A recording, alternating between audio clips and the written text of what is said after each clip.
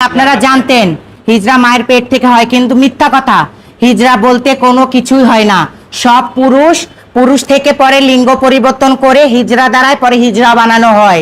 আমি আমার মায়ের একটাই সন্তান ছিলাম, ছেলে ছিলাম। আমার নাম ইয়াসিন ওরফে পারভেজ ইসলাম ছিল আমার নাম। আমার লিঙ্গ পরিবর্তন করে হিজরা বানিয়ে দেওয়া হয়েছে। আমি হচ্ছি হাসান। প্রথম কথা হচ্ছে যে আমি একজন পুরুষ, ঠিক আছে? আমি একজন পুরুষ ছিলাম, আমাকে জোরপূর্বক ভাবে হিজরা বানানো হয়েছে বা হিজরাদের চক্রের দ্বারায় আমি আজকে আপনারা দেখতে পাচ্ছেন আপনাদের সামনে।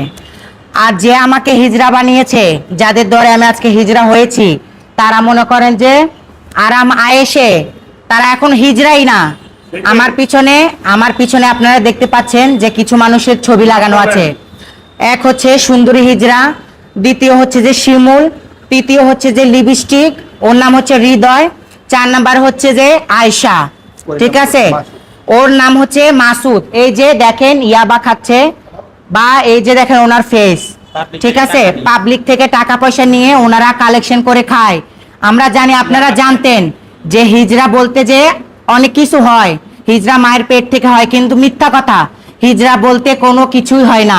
সব পুরুষ থেকে পরে লিঙ্গ পরিবর্তন করে হিজরা দ্বারাই পরে হিজরা বানানো হয়, ঠিক আছে?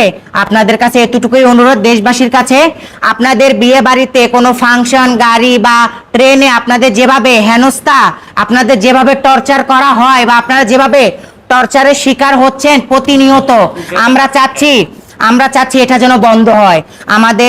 আমাদের দেশের প্রধানমন্ত্রী তারেক রহমান, আপনার উদ্দেশ্য করে বলছি, এই যে হিজড়ারা যে চাঁদাবাজি করছে ওটা থেকে যেন বিরত থাকে, হিজড়াদের থেকে বিরত থাকেন। দোকানে, বাজারে, বিয়ে বাড়িতে, মুসলমানিতে টাকার জন্য আসলে আপনারা কেউ টাকা দিবেন না। আমি আমার মায়ের একটাই সন্তান ছিলাম, ছেলে ছিলাম। আমার নাম ইয়াসিন ওরফে পারভেজ ইসলাম ছিল আমার নাম। আমার লিঙ্গ পরিবর্তন করে হিজরা বানিয়ে দেওয়া হয়েছে। তখন আমার বয়স ছিল 13 বছর। আমি তখন বুঝিনি, আমি চক্রের ফাঁদে পড়ে গেছি। আমাকে এরকম করে ইন্ডিয়াতে পাচার করা হয়েছে। অনেক কষ্টের পর আমি আবার আমার বাবা মার কাছে আসতে পারছি।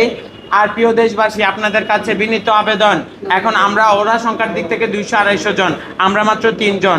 আমাদের আগে এরকম অনেকে হিজড়াদের প্রতিবাদ করতে আসছে। কেউ ধরে নিয়ে চুল কেটে দেওয়া হয়েছে, মারা হয়েছে, অত্যাচার করা হয়েছে, যার কারণে ভয়ে কেউ আসতেছে না মিডিয়ার সামনে। আমরা অনেক সাহস যোগে আসছি, কেন আসবো না? আজকে আমাদের জীবনটা কি? আজকে আমরা জিন্দা লাশ। আজকে আমরা না হতে না হতে পারবো সন্তানের মা, কোনোটাই হতে পারবো না। আজকে আমরা জিন্দা লাশ।